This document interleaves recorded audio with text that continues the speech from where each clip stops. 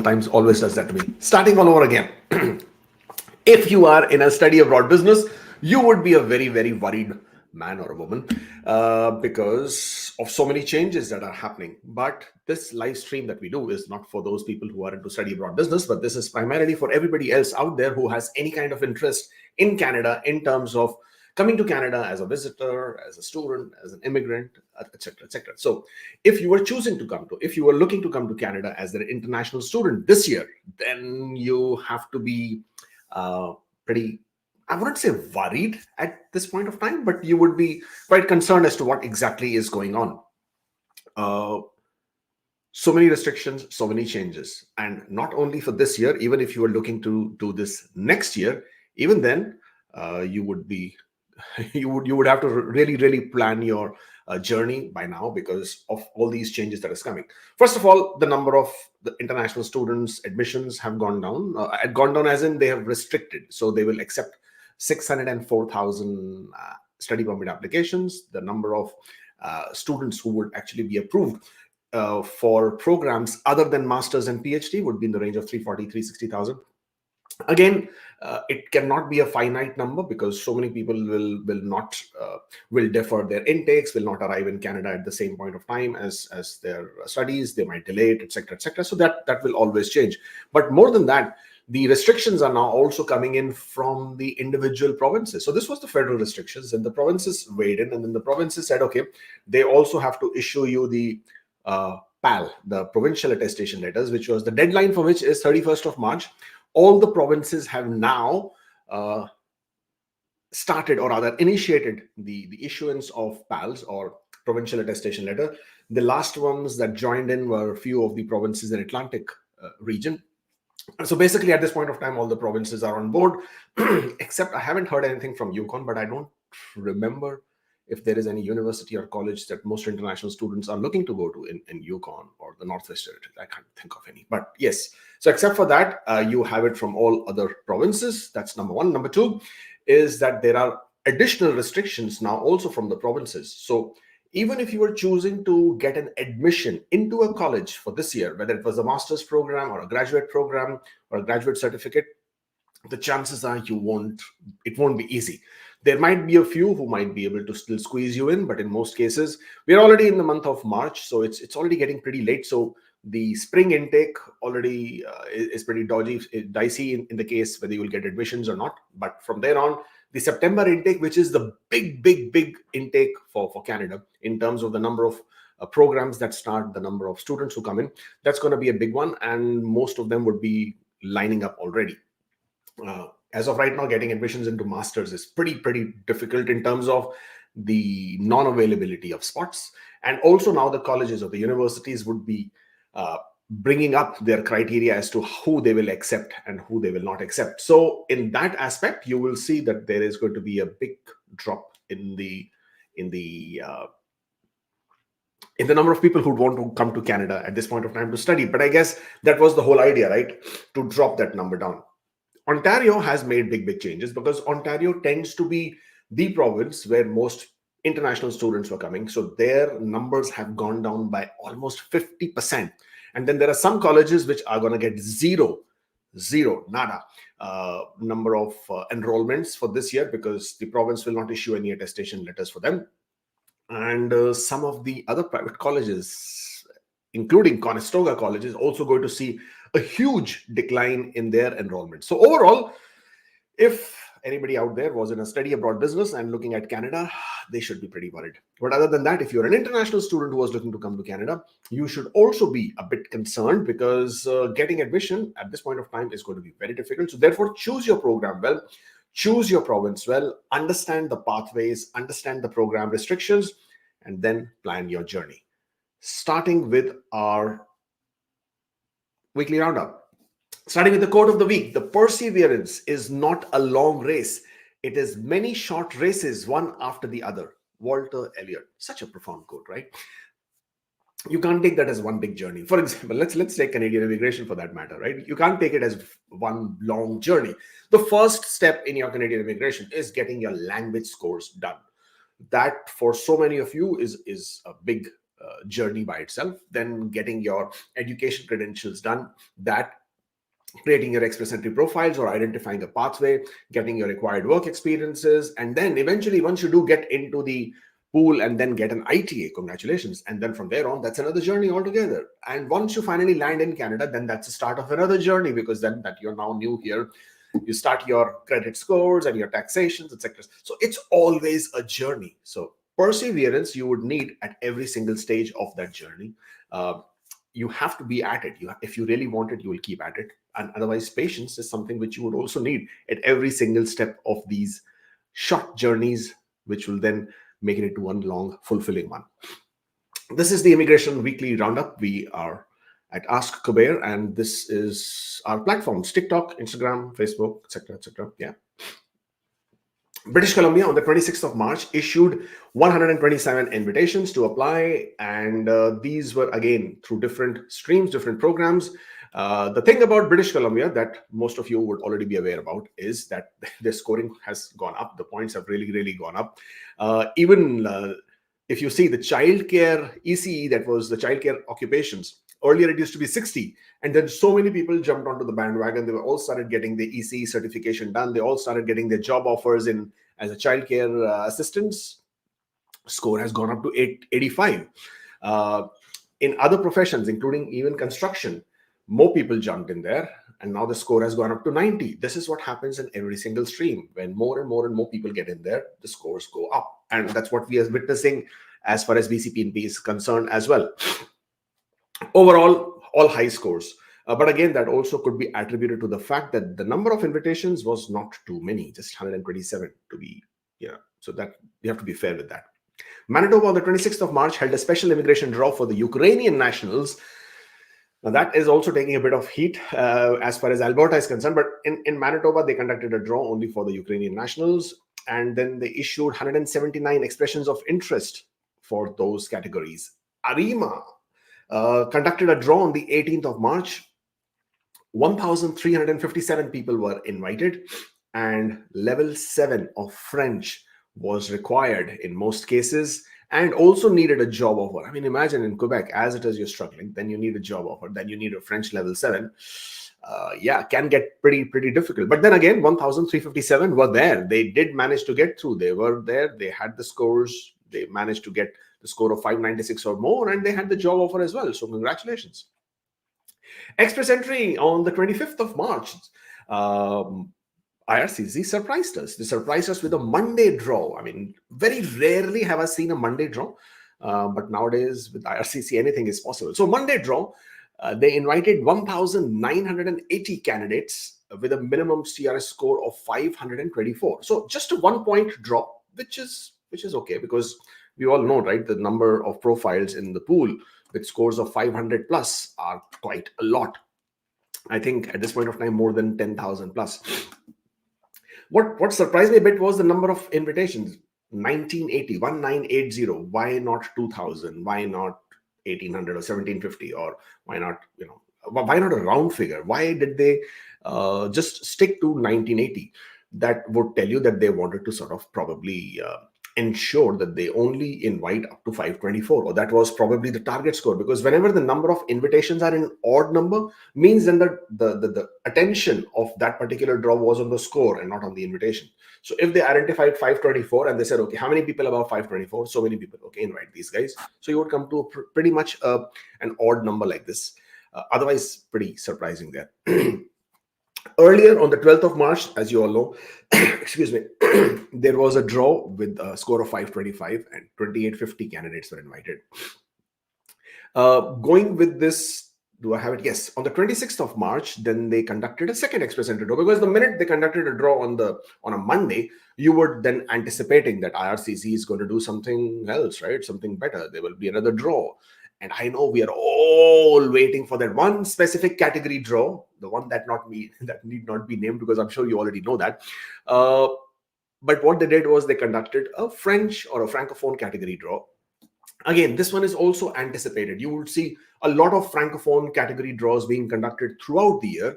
And the reason for that is because they have a specific target number for that, about 26,000 people for this year. So you would see those draws happening in a more frequent manner.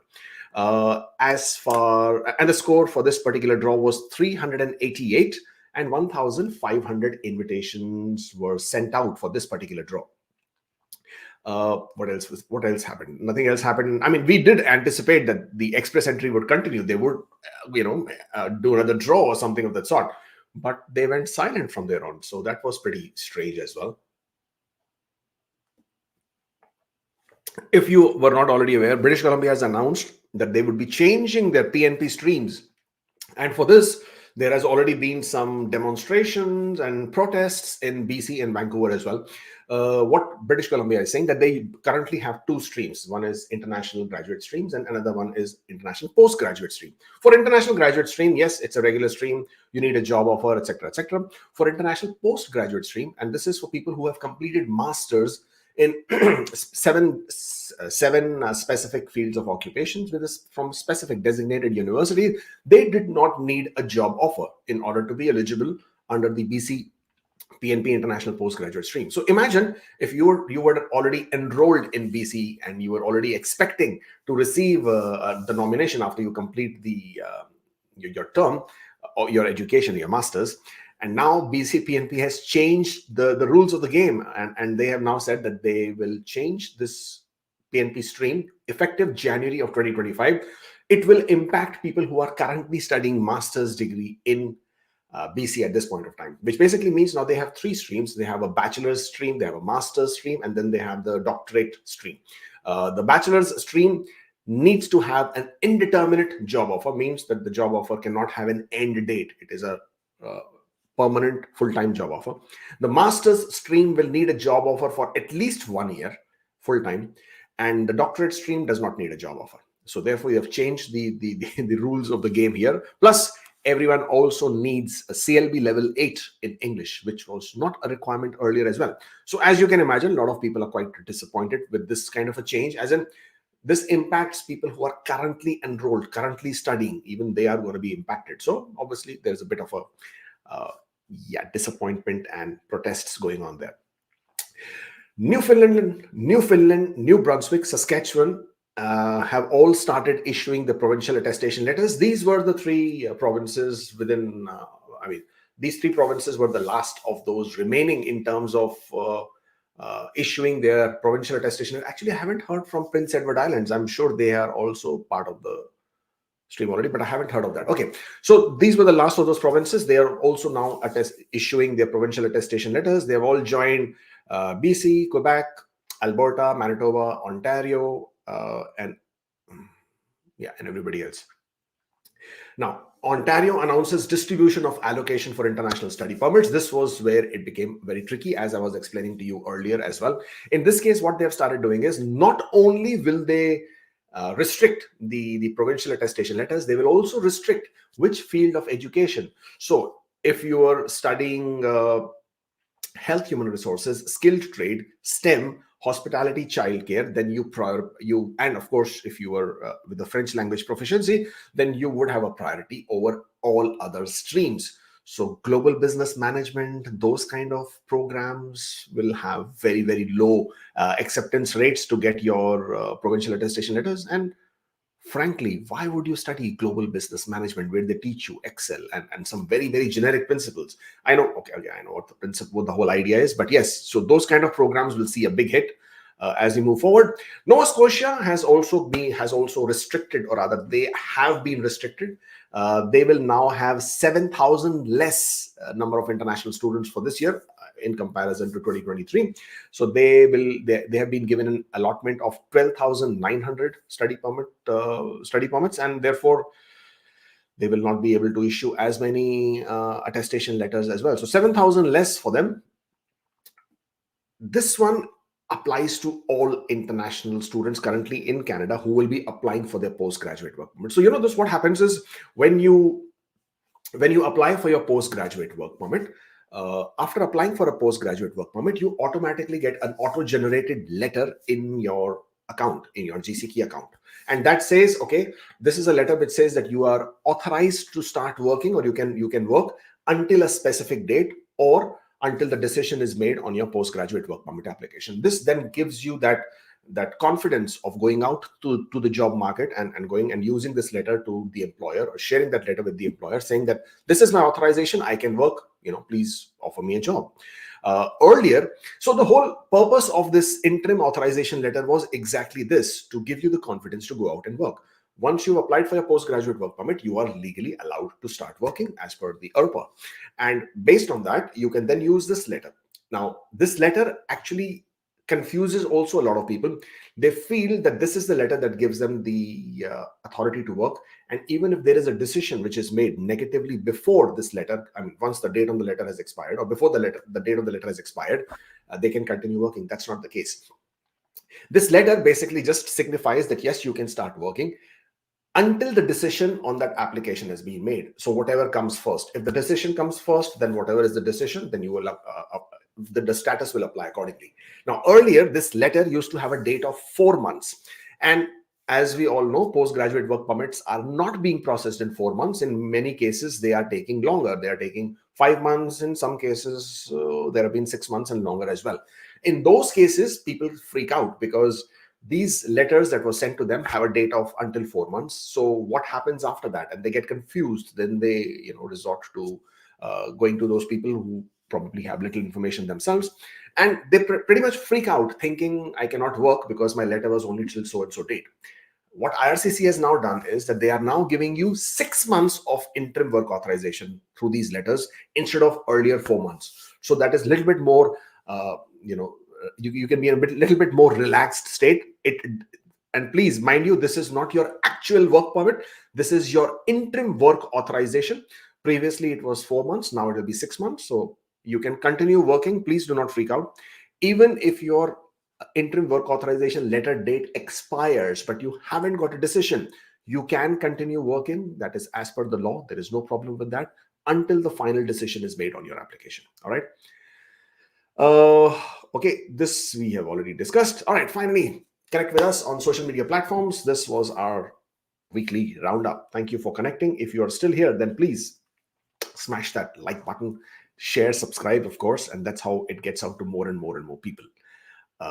Right, let's see the questions. The first one: since Canada would prefer domestic draws, how about francophone draws? Will learning French help outland candidates who already have a master's degree and experience in their country? Okay, good one. Whenever there are these changes that are announced, or whenever these announcements come up, all of us, when I'm saying all of us, means you, me, everybody else on on social media, we all enjoy delving into speculation. We all enjoy getting into this, the assumptions of what those announcements mean. Now, in this case, what you are referring to, the latest press advisory that happened with Mark Miller, where he stated that they would be looking domestically because that helps in reducing these temporary residents, the number of temporary residents, because then they can look at them and offer them permanent resident pathway, therefore them not impacting the housing crisis and other areas which are creating a stress levels with the increasing number of temporary residents. So that's what you're referring to. Now, all he said was that they want to look at it domestically, or they want to consider, drawing out from domestic pool. No further information, no further details were indicated, stated, mentioned. And therefore, all of us obviously jumped onto the bandwagon of assuming that what he meant was to conduct CEC draws.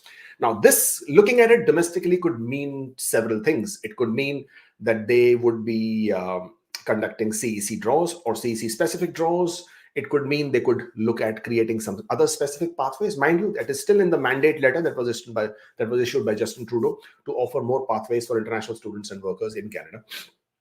Nothing came out of it. But yes, all of this could happen in different combinations and permutations. And honestly, it is logical. It makes sense for them to offer some pathway to people who are already inside Canada, if at all they want to reduce this number of temporary residents, which is going up, versus that number of permanent resident quotas, which is pretty much fixed. But does that mean that if they conduct CEC draws, if they start conducting those CEC specific draws, does it shut down for everything else? No, of course not. They have actually come out with these category draws with a very specific intent, with a specific agenda of encouraging more skilled workers into Canada under specific categories. And therefore, that does not stop. At most, what's going to happen is in the general draws that they are conducting, they may start conducting an occasional domestic draw, or they might also start conducting draws within the categories which will have a domestic component to it. That is quite a possibility. But because there is already a streamlined number for francophones for this year and for the next coming 2 years as well, at least I would not be too concerned, because by being in the francophone category, not only do you have options through the Express Entry, you also have options through the provincial nominee programs as well. And as we move forward, you will see more provinces will be asking or will be adding more components as far as francophones are concerned. Saskatchewan already gives you 10 additional points. Ontario has a separate French speaker stream. So you will see those components coming up with different provinces. So if I was you, I would not be too concerned about this. Yes, there is a need for them to do some kind of conduct some sort of domestic draws, but that does not impact in its whole on other categories at this point of time. If I apply for fake extension to buy some time along with my spouse, will we both get implied status considering new SOWP rules? Well, the fact that you're applying for fake extension, and so that does not give you the implied status. What gives you the, so you have to understand what implied status basically means and what is the status under the law.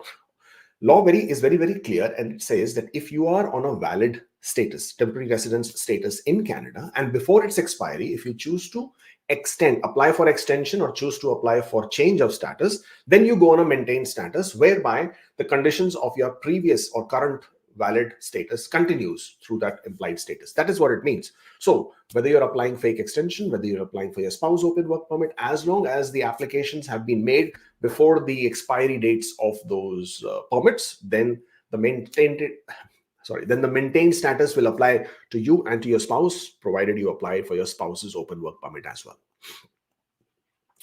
Can I remove my work international experience from my AE profile after getting BCPNP? Reason is I did not declare it during my study visa application. Whenever you have not disclosed some factors which might have influenced your study permit application, disclosing it now can be detrimental. And of course, if you are not claiming points for it, removing it completely from Express Entry profile, yes, please do that. Remove it from your work experience. You can still mention it in your personal history because it is not making an impact. So please do remove it from your work history, yes, but do mention it in your personal history so that you can keep it consistent with whatever information was shared with BCPNP.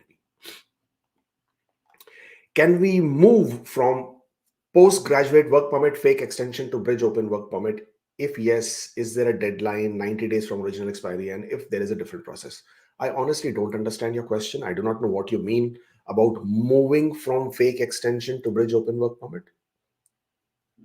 But if what you're asking me is that if you are on an implied status, and during that implied status, you have received an ITA and you have submitted your PR application and you have an AOR, then yes, you would still be eligible to apply for bridge open work permit because you are on a maintained status as a worker. So that eligibility to apply for bridge open work permit is maintained, and you'll be able to apply for bridge open work permit. However, once your first fake extension, whatever you want to call it, once that application is refused, on that date, you lose your maintained status, and therefore you can no longer work until the decision on your bridge open work permit has been made. I hope that clarifies.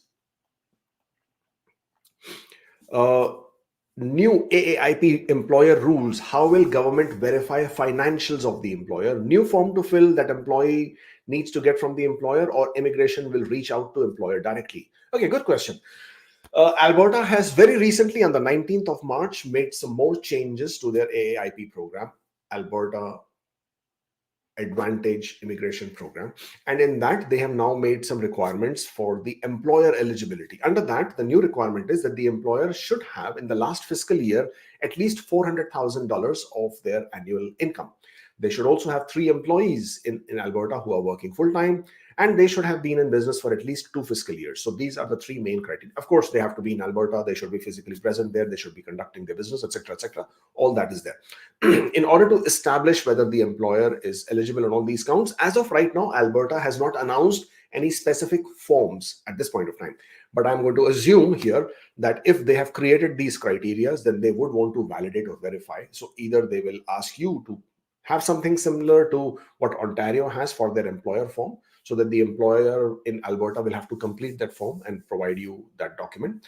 Or in addition to that, Alberta can always reach out to employer and ask them directly for some of these financial documents. This could possibly be the case where their financials are not available if they're not a publicly traded company, if they're not available online.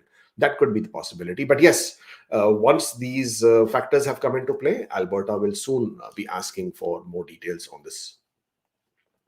Received NOI from Ontario. Can I add work experience that I'm claiming points for in work history and resume section, and the rest of the work experience in other activities in Ontario application? In OINP application, they're very clear. It's in OINP application, it is not about work in your work history or other history or personal history. No, they're very, very clear. They want you to list down all paid work experiences within the last 10 years. It's as simple as that. So you must list all your paid work experiences in the work history in Ontario application. Mind you, they are not running any calculation. So please, it's not about what you're claiming points for, what you're not claiming points for. For them, you have to disclose all your work experience, which are paid work experiences in your work history. Any other activities that you might be involved in, unemployment, trainings, any of those activities, sabbatical leaves, maternity leaves, all of that can go in the other activities. But for your work experience, please, all of it should go in your work experience section in Ontario application. Nothing there, Sriraj, sorry. Sriraj. Can I change my NOC code in Express Entry profile for my Indian experience after receiving NOI from Ontario in Human Capital Tech Draw? Yes, you can. That's the answer to that question. But I don't see why you would want to do that. I mean, usually once I have received the notification of interest, I don't like to mess with my Express Entry profile unless there is a critical requirement to do that. Whatever changes I will do or whatever information I would enter, I would only enter into the Ontario application. The only time I'll make a change in my Express Entry profile if my primary NOC code itself was incorrect in the first place. And that change also I will only make if that new NOC code that I'm choosing is also included in that Ontario's tech draw. Mind you, when you make these kind of changes, it can always create an issue, especially with Ontario. Because there are specific conditions under which you have received a notification of interest. So to answer your question, technically, yes, you can make the changes, but please be very careful what you are changing, which kind of work experience NOC code you are changing, and how that might impact your notification of interest. On an open work permit, can I do two full-time jobs and apply PR with one job? Is that going to be a problem while applying for PR? Well, open work permit by itself means you can work for any number of hours for any number of employers. That's absolutely fine. You can do 2 full-time jobs, you can do 3, you can do 4, depending on whether you can really manage it or not. But yes, absolutely, to answer your question, you can do multiple full-time or part-time jobs. In your Express Entry application, you can only have 30 hours per week credit for your work experience. So if your one work experience manages that 30 hours, that will go in your work history. Any other periods of work at the same point of time or overlapping will go in your personal history section. It does not matter. There is no impact negatively on your PR application. But yes, you can certainly work for multiple jobs or 2 jobs at the same point of time if you have an open work permit. Assuming I got Ontario's EOIPNP certificate, can I choose to not use it for my PR and rather apply through direct Express Entry ITA? Would this have a negative impact? I mean by not disclosing the PNP. Okay, I'm not sure what you mean by not disclosing the PNP, but if your question is that can I have Ontario's non-Express Entry EOI nomination and yet choose to go through Express Entry nomination or Express Entry direct? The answer is yes, you can. It's not about disclosing or not disclosing, because it's nowhere is it asking you, do you have a nomination from a different province or from any other provincial stream. So that's not really a problem. If you choose not to use the nomination that you have from an EOI, that's absolutely fine. It will expire in 6 months time. You can still consider going through the express entry if you get invited, but you cannot use this nomination that you have from EOI in your express entry. If that's what you're asking, you can't use it here. You can't get the 600 points for the EOI nomination that you have from Ontario, because that is for the non-express entry route. I hope that's what you were asking and it's clear. Sorry, Bhagwant, there is no question there.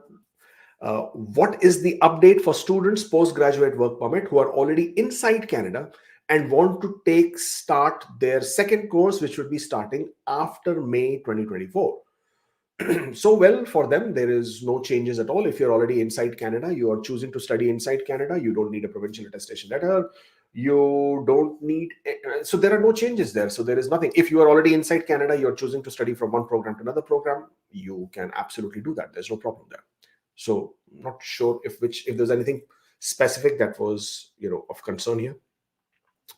I got an ITA. I tried to get PCC, but I'm not getting it. So if I get PCC from police headquarters from India, will it work?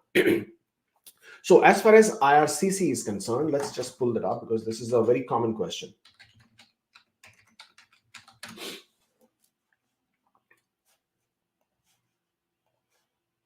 Okay, sorry, I'm just going to take this off. How to get police clearance from India, right? Very, very clear. Go to IRCC website. You can find this information. It says the name of document required, police clearance certificate. And then it says, where can you apply? How to apply? You can apply for police clearance certificate at your local district police station. So you can apply at your local district police station. There is no problem. You can apply at the passport office, which is Passport Seva Kendra. You can apply at the Indian Embassy or Consulate. You can apply at the BLS International Center. So yes, you can absolutely apply at your local police station. However, there are special considerations. You must always keep that in mind. Character certificates are not accepted. So if your local police station is going to provide you with a character certificate, that will not be accepted. It has to say police clearance certificate. That is the very, very important criteria.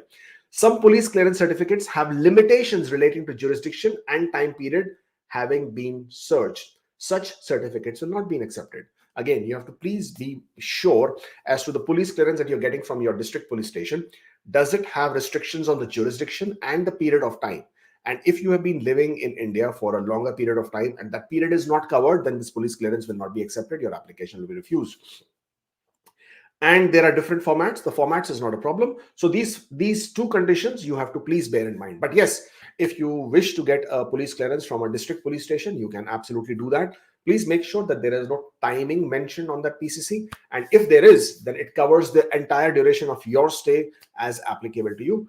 And it should specifically mention that this is a police clearance certificate as mentioned over here. If not, then the PCC will not be accepted. But yes, alternatively, the other option here is what you can do is that if you are applying through the Vancouver BLS Center, then you can also ask for extension to provide the PCC in your application. So instead of providing the PCC, you will provide a letter of explanation along with proof of having applied for PCC and your current status of PCC. And you will simply mention that I've already applied for my police clearance. I haven't received it. It is taking time. I will provide it once I receive it through the web form. Please allow me additional time to provide you with the police clearance. But please ensure to provide the proof that you have applied for PCC and the current status. In that case also, you can submit your application. So both the options are open to you. I hope this helps. Did masters along with my full-time job. I showed job during my study visa, but got VEST together for masters and bachelors are on the same certificate. It's K to give some same VEST, or should I get it only for bachelors again? You did your masters, you showed the job during study visas, but got VEST. Honestly, I can't really understand what you're asking me. If you did your masters and you showed it along with your job during your study visa, then what is the problem here? I don't see any issues. But again, let me just clarify this situation. I do not know what you are asking me, but just to very broadly talk about it. If in your study permit application, you have chosen, now whether it was your agent, whether you were misguided, whether you did not know, whatever was the reason, you chose to hide some of your education or you chose to hide your work experience, okay, and you did not show it in your study permit, and then when you applied for your postgraduate work permit, again you did not show it, any subsequent study permit extensions you did not show it, means this was a deliberate act that you did not disclose information. Under section 16.1, which is where you have to make truthful declaration in your applications, whenever you are hiding this information, it may be considered as material misrepresentation. Why? Because had you disclosed that information, maybe the visa officer may not have approved your study permit in the first place, considering the fact of your work experience or considering what kind of education you already have. Now, this is a different point of time when you are now in Express Entry. You now want to use the advantage of your master's that you probably have completed or your work experience, which you did not disclose in your study permit. Now, the technical answer is yes, you can do it, but it comes with a huge risk. Now, if IRCC will, and in the system, whenever IRCC completes the process, when they're processing your application, they obviously have access to all your other applications and all the other information that you have completed in your past applications. And yes, they can obviously look at all the information that you have provided in the past. And if they have identified that you chose to hide this information, then you would be receiving a PFL, procedural fairness letter, asking you to clarify why did you not disclose it, and that would be seen as material misrepresentation. If the answer or if the explanation that you provide does not is not satisfactory or does not appease the visa officer, then you will get a refusal in your PR application, and you could also invite a ban of 5 years for misrepresentation. This is something which you have to be aware of. This is serious material misrepresentation. So this is a risk that you would be taking if you choose to proceed with that. That is one thing. Second thing is, there is no second thing. But in your case, if you have a vest and that has both, and you are now looking to hide, and then probably get a new ECA from a different evaluating agency, you can also show it in your personal history. So the idea is never to hide information. You can not claim points for it. You can instead show it in your personal history if you wish to. It's when you're claiming points when it becomes a bigger issue. So again, tread with caution, because whenever you have chosen to hide some information, it can have consequences. Ontario notification of interest. Do we mention part-time work experience we did as students, or is it full-time NOC experience enough? Well, as I explained earlier, in Ontario application, they want you to disclose all your paid work experiences within the last 10 years. So please do mention everything that you have worked as and been paid for within the last 10 years. Sorry about that. No question there. Rutvik says, I recently got notification of interest from Ontario, but my work permit expires next month. So can I extend my work permit based on notification of interest? No, you cannot. There is absolutely no provision that a notification of interest from Ontario gives you to extend your work permit. The only time you are eligible to apply for a bridge open work permit is after you have submitted your PR application to IRCC and received your AOR.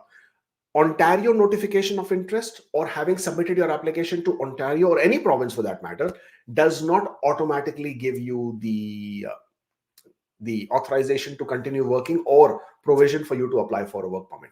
Now, in some provinces, including Ontario, under some specific streams, and human capital priority is not one of them, after you get the nomination, the province may issue you a work permit supporting letter under exemption code T13. If you have that letter, then you can use that letter and apply for a work permit. Ontario, under human capital priority stream, does not issue that letter.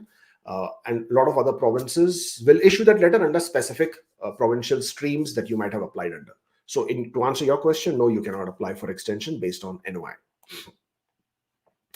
Came in 2018, Jan 2019, got cancer after surgery. I'm sorry to hear that. Chemo completed study in 2021, got work permit in 2022, complete grad 2022, started 2019 May. I'm not able to understand a lot of this thing. Can I include my grad express entry? My work permit expires in March with LMIA score 490. Can I include my grad express entry? I don't understand what you mean by grad express entry. Yeah, I'm sorry, Japneet. I don't understand what you mean by that question. But if you are asking whether, okay, if you have completed any credential in Canada, then you can include it in your application. If you were working while you were studying, that cannot form part of your work experience in Express Entry. Uh, Anything other than that, I'm sorry, but the question is not very clear.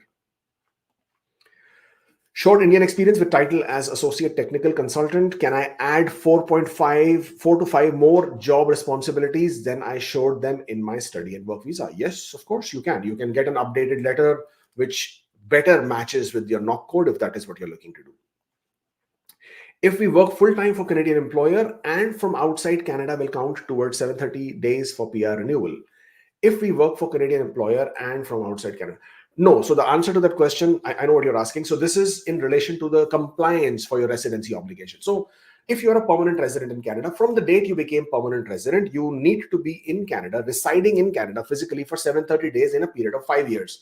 Now there is a couple of exemptions. One, if you are a permanent resident who is residing outside Canada with a spouse who's a Canadian citizen, then your days spent outside with the Canadian citizen as your spouse are also part of your residency obligation. If you have been temporarily assigned by your Canadian employer for a project temporarily outside Canada with the intention that you will return back and resume your work in Canada, then those number of days outside Canada may be counted for your residency obligation. However, you would then have to make significant effort to prove that this was a temporary assignment with the intention for you to resume back. So you would need letters from your employer to prove all of this. And if you can do that, then you can claim it. Otherwise, under regular circumstances, just another a normal employment with a Canadian employer while you're working remotely from outside Canada, that does not constitute as towards your residency obligation. Can I reduce work experience from 3 years to 1 year after receiving NOI from Ontario, as I cannot get reference letters from my 2 years for a different job NOC code? Technically, yes, you can do that. There is no problem. You can claim points for only 1 year of work experience. The other 2 years, you can mention it in your personal history. However, please make sure whenever you make any kind of changes in your application, that your eligibility does not get impacted. CRS score in this case will not matter because you will get nomination from Ontario, so 600 points, but your eligibility might get impacted. So please bear in mind that your eligibility should not get impacted. I have done my bachelor's in computer science in India, came to Canada on study. After getting postgraduate work permit, started my job as a software developer and paid intern. Am I eligible for Ontario's Tech Draw and EE STEM? After getting postgraduate work permit, started my job as software developer as paid intern for 1.5 years. Yes, if you were working even as an intern, but on a postgraduate, on a work permit, and this was on a valid NOC code, it was paid, then yes, you can claim these points towards your work experience, whether it's for Ontario or even for Express Entry. I'm working as a developmental science worker for last 1 year. What are the best pathways for me? I can't tell you based on your specific occupation what are your best pathways. You will have to check your NOC code. You will have to check the specific pathways that are available in Express Entry or through the specific PNP streams. Sorry, Vivek, there are no questions there. I've applied for spouse open work visa for my wife. I am on a postgraduate work permit, created EE as spouse accompanying. If during this term I get notification of interest, can I cancel spouse visa or what can I do? I'm not able to understand what you're asking me. I have applied for spouse open work permit for my wife. I'm on a postgraduate work permit, created EE as spouse accompanying. If during this time I get notification of interest, can I cancel spouse visa? Yeah, I mean, at any point of time, you can withdraw the application that you have made. I'm not able to understand what you're trying to ask me here. But if your question is, can you cancel your spouse visa? Yes, of course, you can cancel your spouse visa, or you can withdraw that application at any point of time. Receive notification of interest, Ontario International Student Stream. Assuming I receive the nomination, what to do after? I can't see the option to update it in my e-profile. Okay, the EOI streams, expression of interest streams in Ontario, are not linked to Express Entry. So international student streams, foreign workers, foreign worker job offer stream, the master's, PhD, graduate streams, all these streams are not linked to Express Entry, which basically means after you get the nomination, you cannot get 600 points in Express Entry. You will have to proceed with your PR application through the non-Express Entry route. The application will still be made online through IRCC portal, and you will be able to complete your application online. The processing time on an average could vary between 18 to 24 months after you have submitted your application for permanent residence to IRCC. Yes, you cannot link it to Express Entry. You cannot get 600 points for it.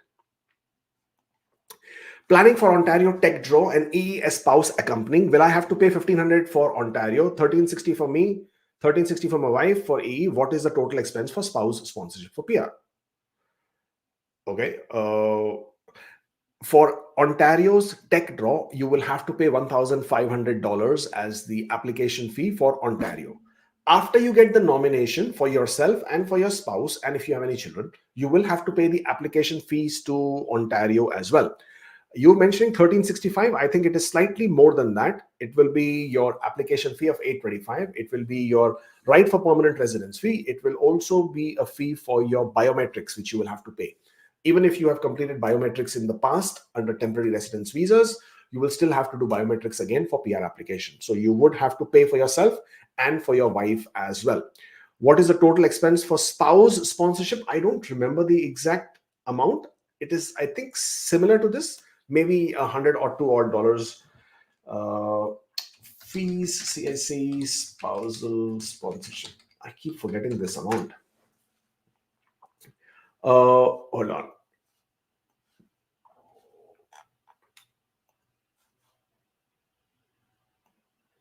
All right, let's see this. It's here. Oh, not this one. Sorry, hold on. Okay, this is the fee list. This is on the IRCC website. Family sponsorship, spouses, partner, or children. If you are sponsoring your spouse or partner, the sponsorship fee is $75 and the processing fee is $490. And then the right for permanent residence fee is $515. So you'll be paying $1,080, which is roughly what, $300 less, approximately $300 less than your Express Entry application. You would still have to pay biometric fees. So I hope that helps. I have applied to Ontario Employee. Okay, guys, please do not do super chats. I will not be able to cover all of them. I just have 5 more minutes to complete. So please do not do any more super chats. I really appreciate it. Okay. What happened to that question? Oh boy. All right. Dara says, what happens if I'm on closed bridging work permit with a specific employer and I lost my job? Also, can I apply for Express Entry and PNP both together? Can you apply for Express Entry and PNP both together? Yes, you can. I mean, PNP is a separate stream. Once you get the nomination, you come back into Express Entry, you complete your PR application. If you are on a closed bridging work permit, now you will be on a bridging work permit only if you have applied for PR. So I think there is a bit of something is lost in translation here. But even if you are on a work permit, if you're a closed work permit and you lose your job, you lose your employment, your work permit continues to be valid. You cannot work for your employer or for any employer for that matter. But because your work permit is valid until the validity period of your closed work permit, you can continue being in Canada. It's a valid status, but you obviously cannot work for any other employer. Acceptance rate for Ontario's human capital priority stream, actually it's quite high. Unless people make a mess of their application, it's actually quite high. I don't have a percentage because Ontario does not really provide that information, but it's actually quite high. 4th semester of Masters in India and 1st semester of PG Diploma in Canada overlapped. Can I claim both the points? 4th semester of Masters in India. Yes, you can. You will need your ECA for your Masters that you have completed. But yes, you can do that. No problem. To create Express Entry profile, we need to meet specific IELTS score. Yes, you do. For Express Entry, if you are a federal skilled worker, you need to meet at least CLB 7 level for IELTS or English language score. If you are a Canadian experience class and if your NOC code is tier category 3, then you can also get away with the level 5, CLB level 5 in IELTS. But then also your language scores will make a big difference to your CRS score. So then the idea is you can meet the eligibility and make your profile, but then you also need the CRS points in order to get your ITA. So you have to try and get as high as possible with regards to your work experience, with regards to your English language scores, because trust me, it makes a huge difference. I'm just looking for this question. Yes, I've applied to Ontario employee job offer via company A. In future, if I receive STEM ITA or Ontario Human Capital, can I apply via company B? Well, the point is, employee job offer is via company A requires you to have a job offer. It requires you to get the employer support. But if you are applying under STEM category in Express Entry or under the human capitals, there is no requirement for a job offer. You are primarily getting that invitation only basis of your primary NOC code and on the basis of your CRS code. There is no employer job offer involved. So if you are, the company B is irrelevant there. What matters is your work experience. What matters is your CRS code. So yeah, no problem there as well. Thank you so much, people. Appreciate your joining in and taking out this hour with me on Saturday morning. Thank you for joining and supporting this weekly roundup. I enjoy coming back and doing this every single week, and hopefully we'll do that again next week. Until then, stay tuned and stay forever hopeful.